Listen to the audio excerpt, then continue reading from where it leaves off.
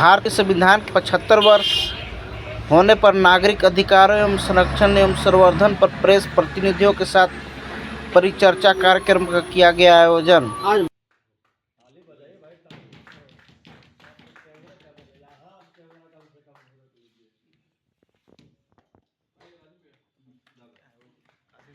बड़े हर्ष की बात है कि आज सूचना भवन के सभागार में हमारे समक्ष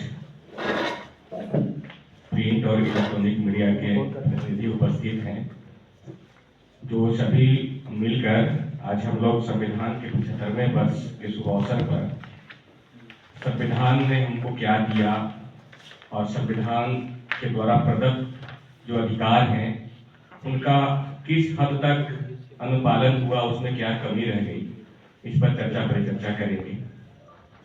तो जैसा कि हम लोग सभी लोग जानते हैं कि मनुष्य एक सामाजिक प्राणी है। यह कथन अरस्तु जैसे दार्शनिक ने कहा था अपने कालखंडों में। तब से लेकर के आज तक सभ्यता के विकास के विभिन्न चरणों में मानव अपने नियमन के लिए किसी न किसी तरह के नियम कानून बनाते आए हैं, जिसके आधार पर भारत की संस्कृति और परंपरा काफी प्राचीन रहा है। आदि इतिहास वैसे इतिहास को कहा जाता है जिसके लिखित विवरण या साक्ष्य उपलब्ध नहीं होते हैं।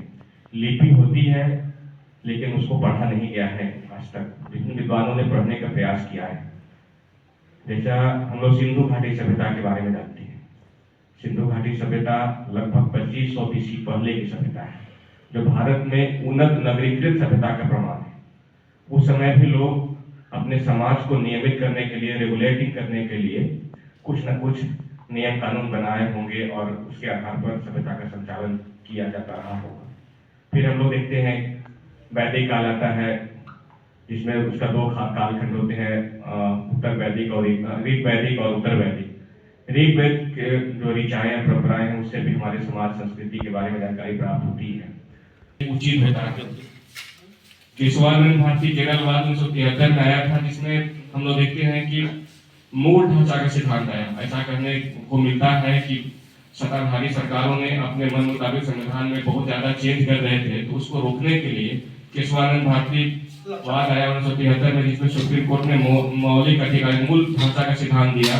कहा कि संविधान में आप संशोधन तो कर सकते हैं, संसद तो सकती है कि संविधान में संशोधन करें, लेकिन इस संशोधन से संविधान के मूल ढांचा प्रभावित नहीं होना चाहिए। और संविधान के मूल ढांचा के संदर्भ में स्पष्ट रूप से सुप्रीम कोर्ट ने निर्देश नहीं दिया कि संविधान के मूल ढांचा क्या है। विभिन्न तरह के वादों में संविधान के मूल ढांचे के संदर्भ में बात को रखेंगे।